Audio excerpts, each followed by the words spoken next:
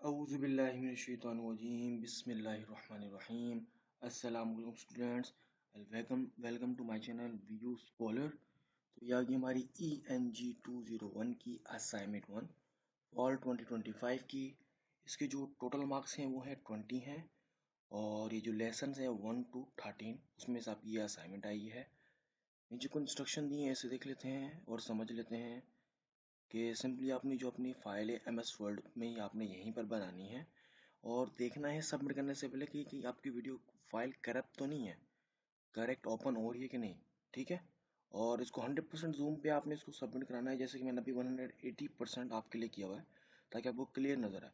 तो आपने इसको 100% जूम पे रख के इसको सबमिट कराना है और कॉपी पेस्ट नहीं होना चाहिए, टू द पॉइंट होना चाहिए आंसर, कहीं से कॉपी वगैरह नहीं होनी चाहिए। और सबसे लास्ट जो इंस्ट्रक्शन है काइंडली इसको जरूर फॉलो किया कि फ़ॉन्ट कलर आपने जो है उसको ब्लैक ही रखना है, फ़ॉन्ट का साइज़ आपका 12 होना चाहिए और स्टाइल जो है वो टाइम्स न्यू रोमन होना चाहिए। ठीक है, तो आगे बढ़ने से पहले दूसरी एक छोटी सी रिक्वेस्ट भी करूँगा, काइंडली प्लीज़ चैनल को ज़रूर सब्सक्राइब कीजिएगा। आप में से बहुत से लोग वीडियोज़ देख रहे हैं, 80% लोग जो हैं वीडियोज़ देख रहे हैं लेकिन चैनल सब्सक्राइब नहीं करें। आपसे रिक्वेस्ट है, आपका तो कुछ नहीं जाएगा, ना इससे मेरा कोई पैसे वगैरह मिलने, सिर्फ इससे ये होगा कि मेरी रीच ज़्यादा से ज़्यादा होगी, मतलब ज़्यादा से ज़्यादा लोगों तक मेरी वीडियो पहुँचेगी, जो मेरा मकसद है। ठीक है, एंड प्लीज़ चैनल को ज़रूर सब्सक्राइब कीजिएगा। तो टाइम वेस्ट ना करते हुए सीधे चलते क्वेश्चन की तरफ। ये आ गया हमारा क्वेश्चन। अच्छा, इसमें हमसे पूछा गया है, अच्छा कह रहे हैं कि effective communication is crucial in the work place.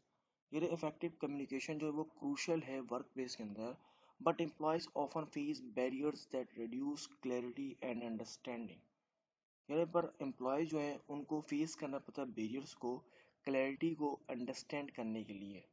फिर एग्जामाइन करें 5 की challenges that prevent the applications of the 7CS in the work place. फिर एग्जामाइन करें 5 जो की चैलेंजेस होते हैं एप्लीकेशन के अंदर 7Cs की वर्क प्लेस के अंदर उनको। ठीक है, और फिर फर्दर मोर मतलब और आपने क्या करना है, रिकमेंड करना है 5 applicable solution that can help employees adopt these principles for better communication outcomes।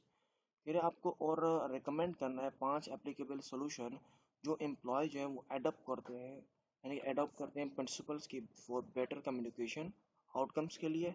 अपने support your answer with relevant examples. अच्छा, आप जो भी आंसर या पॉइंट लिखेंगे उसको आपने रेलेवेंट एग्जांपल भी साथ ज़रूर मेंशन करना है। ठीक ठीक है, सबसे अपने क्या करना है कि ये जो इफेक्टिव कम्युनिकेशन है क्या, ठीक है, उसके बाद उसके 5 की चैलेंजेस जो एप्लीकेशन को 7 सीरीज की वर्क बेस पे एग्जामिन करें चैलेंज को। ठीक है, 5 उसके की पॉइंट्स लिखने हैं, उनकी एग्जांपल भी रिलेवेंट साथ ही मेंशन करनी है। फिर इसके साथ ही फिर 5 एप्लीकेबल सॉल्यूशन जो हेल्प करें एम्प्लॉयज़ को अडॉप्ट करने में प्रिंसिपल्स को बेटर कम्युनिकेशन आउटकम्स के लिए।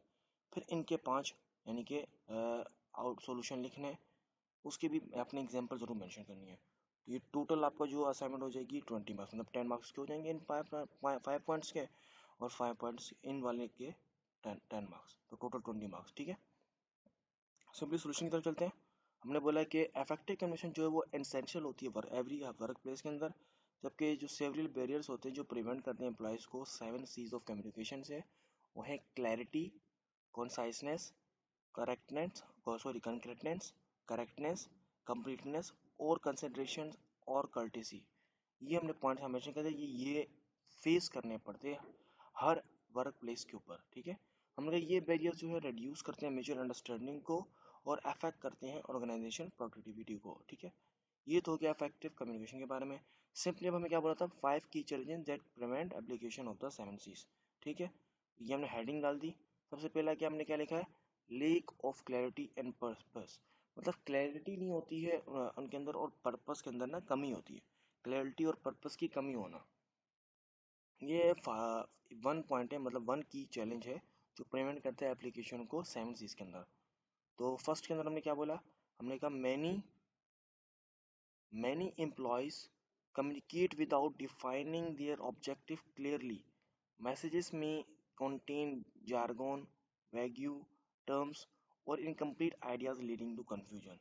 हमने कहा बहुत सारे एम्प्लॉयज़ हैं जो कम्युनिकेट ही नहीं करते विदाउट डियर डिफाइन, मतलब अपने ऑब्जेक्ट को बताए क्लियरली बताए बगैर ही कम्युनिकेट ही सही से नहीं करते। ठीक है, ना मैसेज जो होते हैं वो कंटेन करते हैं, ना बताते हैं, ना टर्म्स को आगे बता पाते हैं, या अपने इनकम्प्लीट आइडियाज़ को पूरा नहीं कर पाते, जिस वजह से कन्फ्यूजन होती है, मतलब इनके पास क्लैरिटी और पर्पस बहुत कम होता है, लैक होता है। ठीक है, अब नीचे हमने एग्जाम्पल के तौर पर सारा समझाया कि हमने कहा एक मैनेजर है जो कह रहा है सबमिट द रिपोर्ट सून, जिसने आपको कहा है कि आपने सबमिट करनी रिपोर्ट जल्द से जल्द, यानी कि सून, विदाउट स्पेसिफाइंग अ डेडलाइन और फॉर्मेट। ना आपको कोई फॉर्मेट बताया है, ना ही आपको कोई डेडलाइन बताई कि इस टाइम पीरियड तक जल्दी, बस जल्दी बोल दिया करनी है, लेकिन टाइम पीरियड नहीं बताया। तो ये क्या है, the lake of clarity causes delays.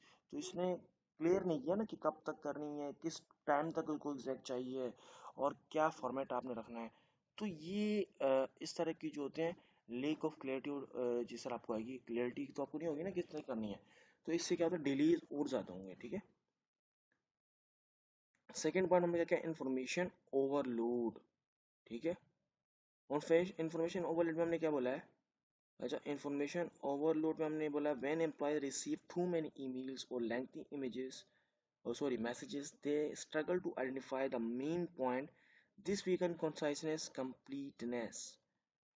इसको मैं थोड़ा आगे करता हूँ, आपको क्लियरली पता तो चले। ये हो गया।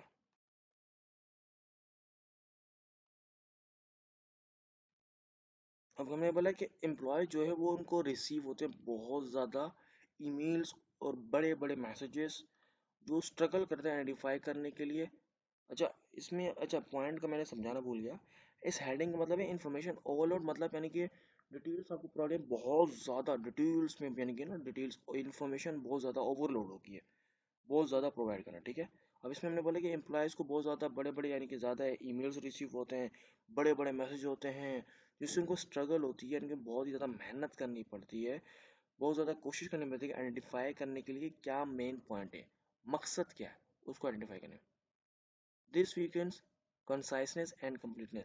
इससे क्या होता है, वीक्स होती है कंसाइसनेस, मतलब आप टू द पॉइंट, और कंप्लीटनेस आप कंप्लीट नहीं कर पाते, और आपको उसको अंदर से अपने अहम जो पॉइंट होते हैं उनको निकालने में बहुत ज़्यादा टाइम लगता है। ठीक है, एग्जाम्पल के तौर पे हमने यहाँ पर एक मेंशन किया, हमने कहा a long unstructured email with unnecessary details में cause reader to miss important instruction. का एक बहुत ही लंबा ईमेल आपने भेज दिया है जो बहुत ही अननेसेसरी है, जिसके अंदर से अहम पॉइंट है, रीडर जो है उसको भी कभी कभार इतने लंबे को पढ़ते पढ़ते वो बहुत सारे अहम पॉइंट भी मिस कर देता है। इंस्ट्रक्शन जो होती है बहुत सारी इंपॉर्टेंट जो होती हैं, जो ज़रूरी हैं, वो भी इस ओवर लेंथी के चक्कर में मिस हो जाती हैं। ठीक है, फिर नेक्स्ट है थर्ड पॉइंट, इसको भी ज़रा मैं, ये हमारा थर्ड पॉइंट आ गया। और ठीक है, थर्ड पॉइंट में क्या, कल्चरल एंड लैंग्वेज डिफरेंस, मतलब कल्चरल और आपकी ज़बान में तब्दीली की वजह बाइस भी। ठीक है, तो हमने कहा डाइवर्स वर्क प्लेसेस में have employees from different cultural background. हमने कहा डिफरेंट डाइवर्स जो जिस तरह की जो लोकेशन के काम करने की, वहाँ पर मुख्तलिफ बैकग्राउंड कल्चर से लोग आए होते हैं, एम्प्लॉयज होते हैं, आए हुए होते हैं, जिससे misinterpretation arise due to differing communication styles, idioms or tone affecting courtesy and consideration। ना जिससे क्या होता है कि आपस में कुछ कम्युनिकेशंस होती हैं, हर किसी का स्टाइल अलग होता है। ठीक है, कल्चरल और लैंग्वेज डिफरेंस जैसे, यानी कि आपको थोड़ी बहुत चीज़ें का फेस करनी पड़ती हैं, इश्यूज वगैरह, जैसे कुछ लोग कल्चरल चेंज होते हैं, ईडियम चेंज होती है, या बात करने का अंदाज चेंज होता है, जो अफेक्ट करता है कर्टिसी और कंसंट्रेशन को। ठीक है, एग्जाम्पल तुमने कहा है कि डायरेक्ट फीडबैक में be seen as rude in one culture but normal in another. अब जैसे कि कुछ कल्चर में कोई बात कर सकता है बंदा कि टू द पॉइंट कोई बात कर दी, मुंह पे बात कर दी, लेकिन कुछ लोगों का ये चीज़ अच्छी नहीं लगती, वो बात को यानी कि अ, इतना डायरेक्ट मुंह पे नहीं करते, पीठ पीछे करेंगे, या अलग वे में ले जाके अकेले में जाके उस बंदे की वो बात डिस्कस करेंगे, मतलब यानी कि डिफरेंस होने की वजह से बहुत ज़्यादा इश्यूज भी फेस करने पड़ते हैं। ठीक है, फिर ये नेक्स्ट पॉइंट जो है वो हमारा emotional barriers and negative attitudes. Emotionally तौर पे जो बैरियर्स होते हैं, और नेगेटिव यानी कि बुरा तरीके से एटीट्यूड, उसका भी इफेक्ट होता है। देखें, सबसे पहले क्या है, स्ट्रेस, एंगर और prejudice can distort how messages are sent and receive, breaking courtesy and consideration.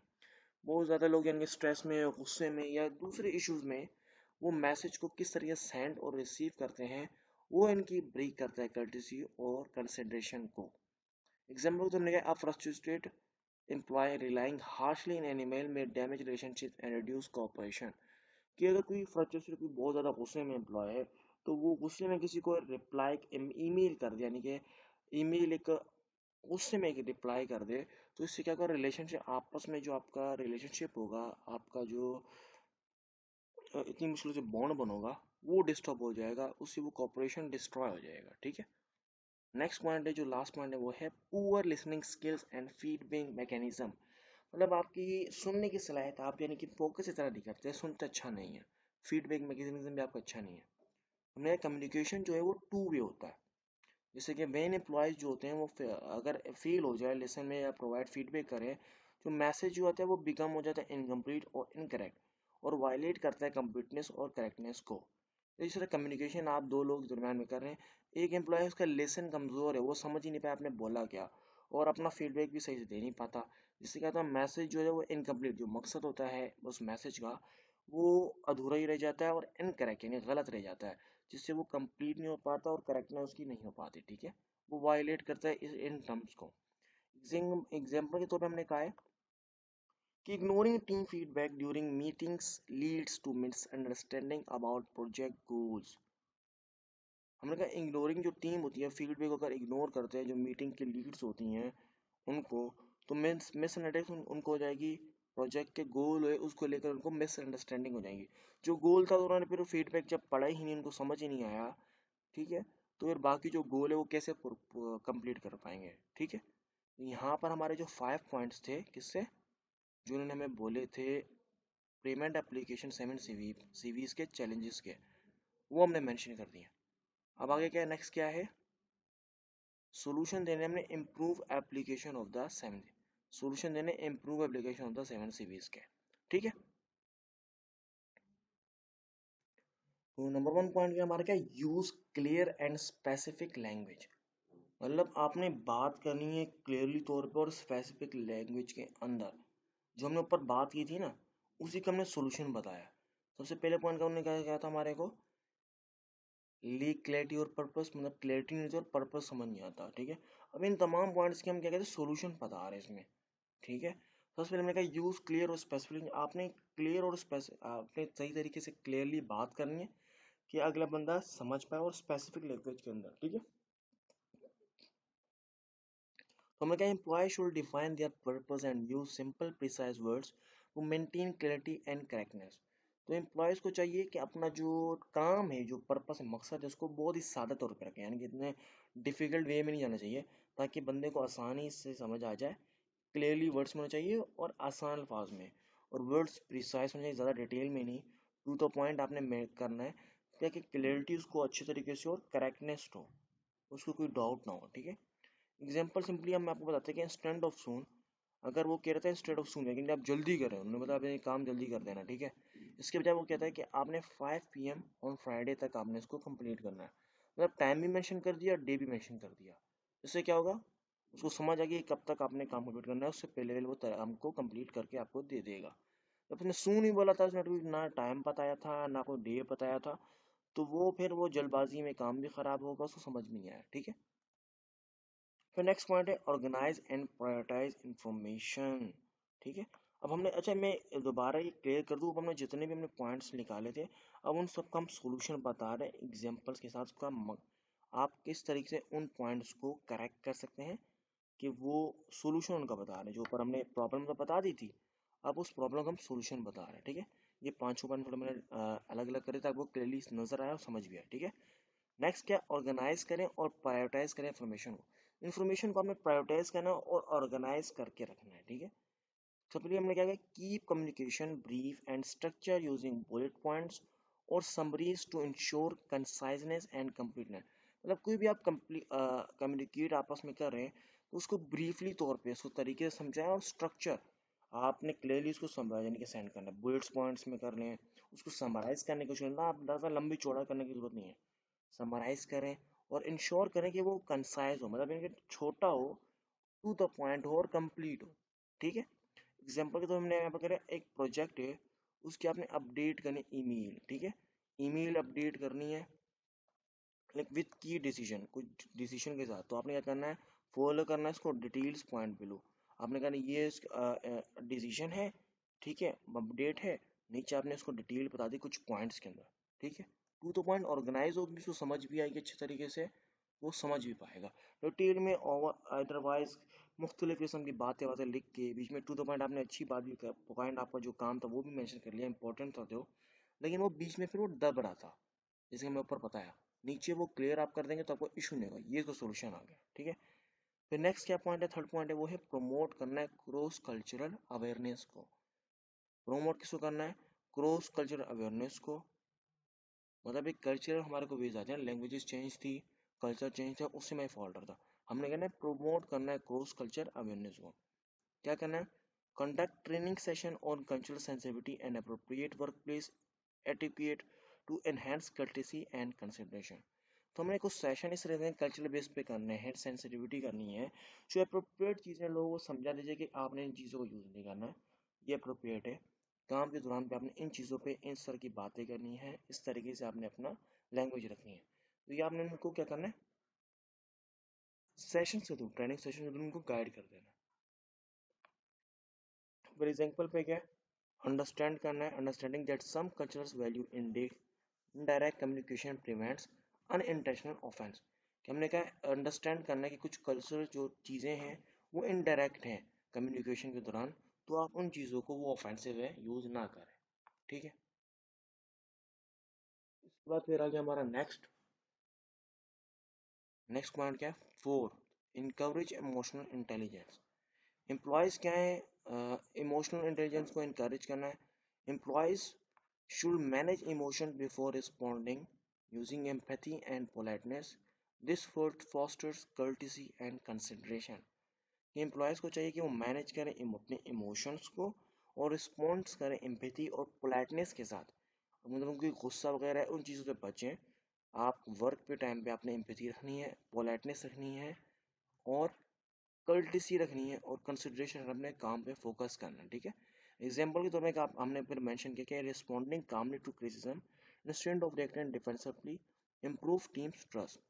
तो अगर आप क्रिटिसिज्म तौर पे यानी कि डिफेंसली तौर पे अगर आप करेंगे तो वो चीज़ अच्छी नहीं है। आपने कामली सब्र से और अच्छे तरीके से आपने इस चीज़ को इम्प्रूव करके दूसरे के ट्रस्ट पर रख के आपने यानी कि काम के ऊपर रिस्पॉन्ड करना है। नेक्स्ट फिफ्थ और लास्ट जो हमारा पॉइंट है वो है enhance feedback and active listening. Sorry, अच्छा, इनहेंस करना फीडबैक को और एक्टिव लिसनिंग प्रैक्टिसेस। मतलब आपने अपने फीडबैक को एनहेंस करना है कि आप अच्छे से ऐसे यानी कि गाइड करें, फीडबैक दें, ठीक है, वो उससे यानी कि फ़ायदा हो, ना ही बंदा कंफ्यूज हो। दूसरा, लिसनिंग प्रैक्टिस, आपने लिसनिंग की प्रैक्टिस करनी है कि आप समझ पाएँ कि अगला बंदा बोल क्या रहा है, आपको समझ भी आए, ठीक है। लिसनर आपने अच्छा गुड लिसनर बनना है। हमने अब नीचे मेंशन किया managers should encourage questions and confirm understanding to maintain completeness and correctness. Manager को चाहिए कि वो इनकरेज करे क्वेश्चंस को, ठीक है, और कंफर्म करे कि अंडरस्टैंड आपको हुआ है कि नहीं।